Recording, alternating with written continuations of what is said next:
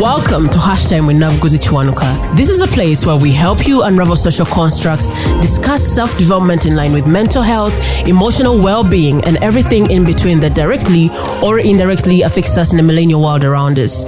If you're hearing my voice for the first time and are the kind of person who is not scared of being a better version of yourself even if it requires you to contradict who you were 24 hours ago, consider this your virtual home. I'm your host, Navguzi Chwanuka, and I cannot wait to engage with you in the various conversations. So today we are going to be very brief, and I think you've already seen the minutes attached to this specific episode. I would have looked at it as a bonus episode, but I need to make it as an independent one, however short it's going to turn out. And that thing that I want to really talk about has been sitting on my heart for a long time. And it's none other than the Kenyan events, not a party. Not a party. I think it had very many of us on the continent talking, and even those off the continent that were able to see it.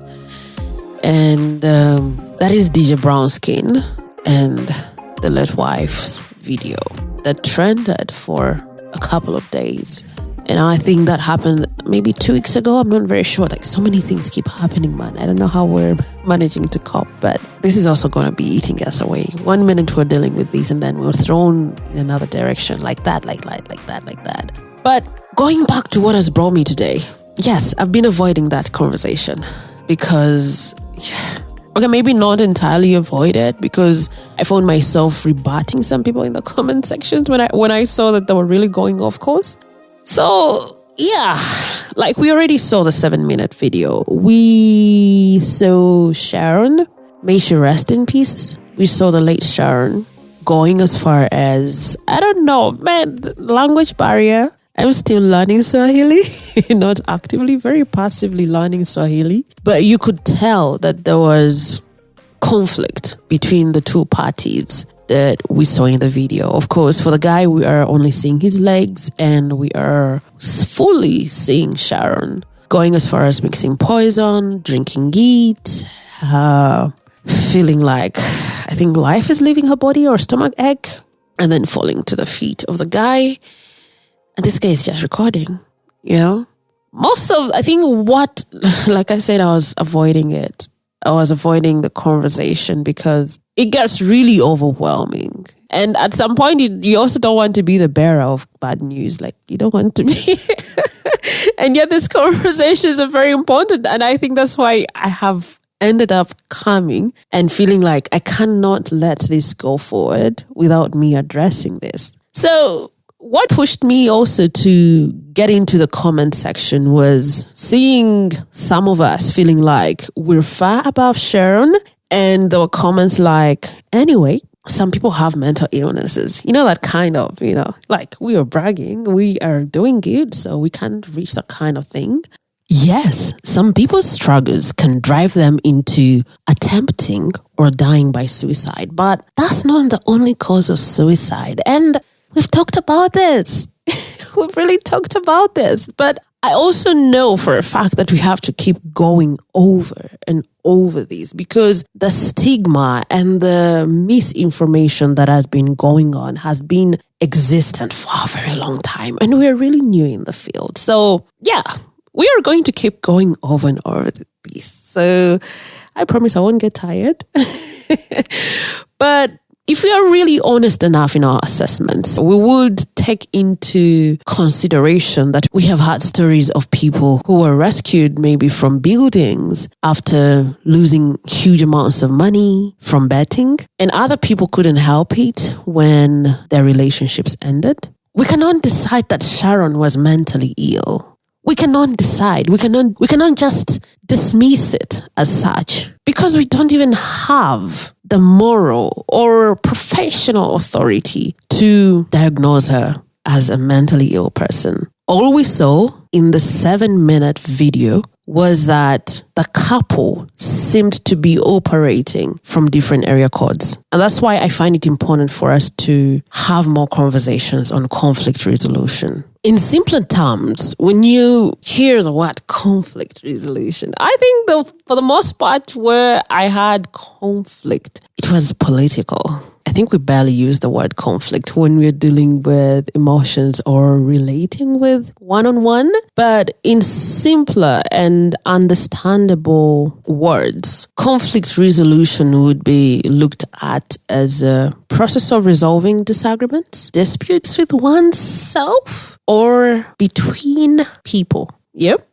You see, when I talk about conflict with oneself, that is where I also pointed out that part that we've seen people being rescued from buildings after losing huge amounts of money when they went to the betting, what are they called? Clubs? I don't know. But we know those stories. So those are some of the things that we might struggle with ourselves and not necessarily having a third party or second party, whatever, but just ourselves. So conflict is a normal part of human interaction, and how it's managed can have a significant impact on one's mental health. When we continue walking around or running around or just going to work with unresolved conflict, it can lead to stress, anxiety, and depression, as well as physical symptoms. You know, we've talked about mental illnesses or struggles manifesting in physical health. And that is how you're going to see yourself struggling with headaches, digestive problems, sleep disturbances,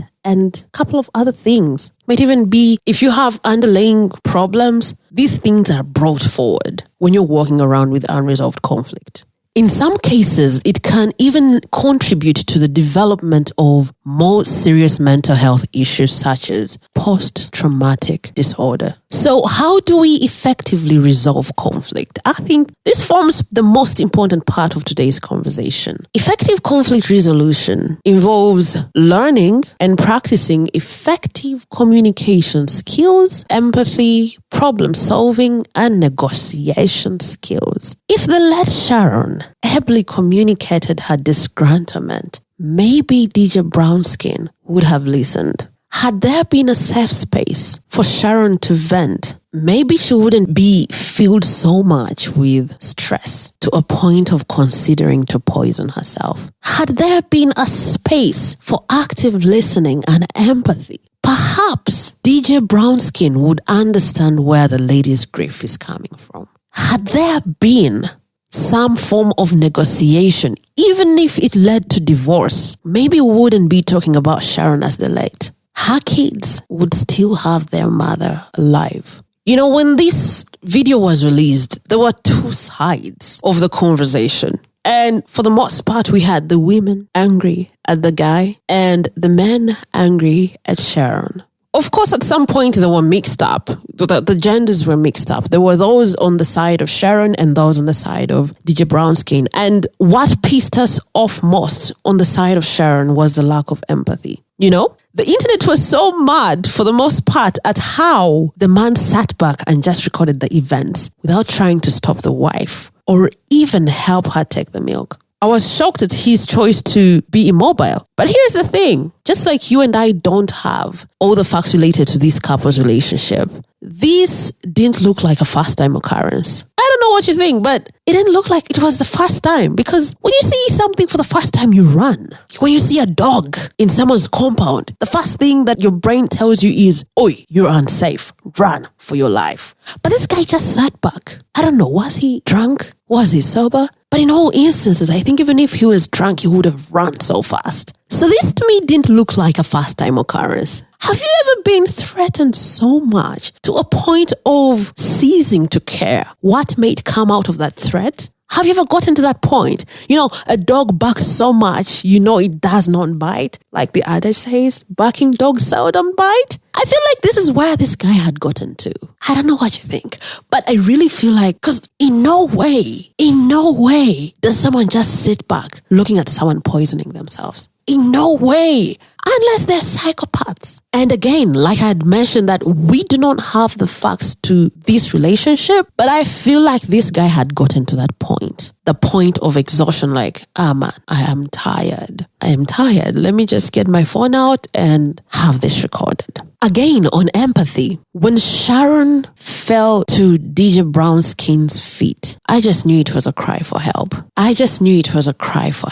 She was so desperate for this guy's attention to a point of being driven into considering to drink poison, probably to have this guy running after her and, hey, I love you, don't do that. Again, we don't have facts to this relationship, but studying that video, that is what I saw. It was a cry for help. This lady was desperately in need of her husband looking her way. Like, hey, do you not care anymore? When she fell at his feet, that room had more space. She came out from the couch and fell at his feet, maybe for him to react, but she didn't get that. All DJ Brownskin did was call for the auntie to bring milk, but still he didn't want to touch her. You see that? And that's where I get to understand people that were lamenting about marriages. Like, if that's how marriages are functioning, I'm not ready to go for that. I really understood where people were coming from with that. Because how are you seated back seeing someone dying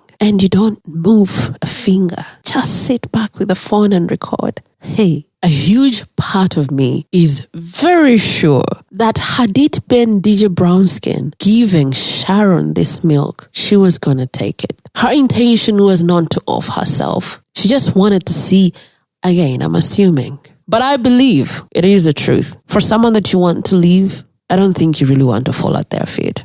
So I believe, had there been empathy, negotiation, communication skills, healthy communication skills, empathy for the most part, I'm really taking long on that. Because even in her case, when she took the poison and started calling out the son, telling him that she's going to die, everything in there is sick. Everything in there is sick. And I think much as conflict resolution spreads wide to many of us, to different forms of life, I think I want to dedicate this specific episode to the marrieds. Even if the negotiation ends up into a divorce, do it. You're not going to be walking around with unresolved conflict. This is how you become apathetic, because that's what you see with DJ Brownskin. This is how you're going to be led into unrealistic ways that you think are going to help you resolve this conflict. This is where we're seeing Sharon drinking poison and calling her son to tell him that she's dying. It is that lack of empathy that pissed off many of us on the internet. So, in summary, here are the upsides of effective conflict resolution. Effective conflict resolution can reduce your stress and improve your mental health. That is the most important one that I want you to walk away with. When conflicts are resolved in a respectful and constructive way, individuals are more likely to feel heard, understood, and valued. I want to say that again. When conflicts are resolved in a constructive and respectful way, individuals are more likely to feel heard, understood, and valued. And this is where we would still have Sharon around. Hopefully, that is. Because this can lead to increased feelings of self-esteem, self-worth, and overall well-being. And when we are able to achieve these, this is a contribution of suicide prevention. Because when you look at unresolved conflicts and interpersonal stresses, they are amongst the risk factors associated with suicide. When we look at the individuals who experience ongoing conflict and feel powerless to resolve it, they may become overwhelmed and feel like they have no other options. They may feel trapped and unable to cope with the stresses in their life. In some cases, this can also lead to suicidal thoughts and behaviors. Again, Sharon would have been with us. On the other hand, effective conflict resolution can reduce stress and improve one's mental health, which can serve as protective factors against suicide. It sort of sounds the same, but when conflicts are resolved in a constructive and respectful way, like I had mentioned earlier, when the parties to this conflict feel heard, when they feel heard, understood, and valued, these qualities increase feelings of hope and connectedness. So in our effort to improve our mental health, conflict resolution should be one of those things that we really consider. I know we are brought up in a society that does not have all these skills that would help us to resolve conflict in a healthy manner and in a constructive way. But we can take a day at a time and we practice these skills so that, one, we help ourselves and those that are around us or those that we communicate with or interact with. And while we engage in more conversations related to effective conflict resolution, let us not forget to seek professional help. In a world that celebrates superpowers, let us constantly be reminded that we are human beings whose lives get easier when we reach out to the right persons for support.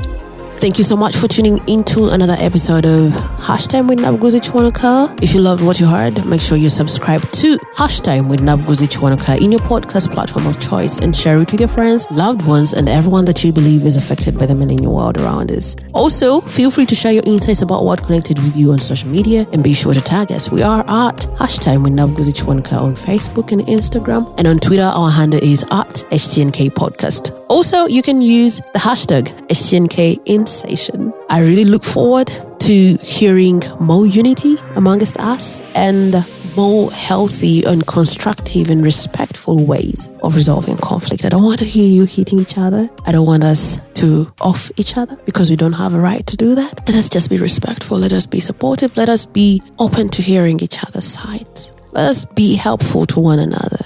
And with that said, may Sharon's soul rest in peace.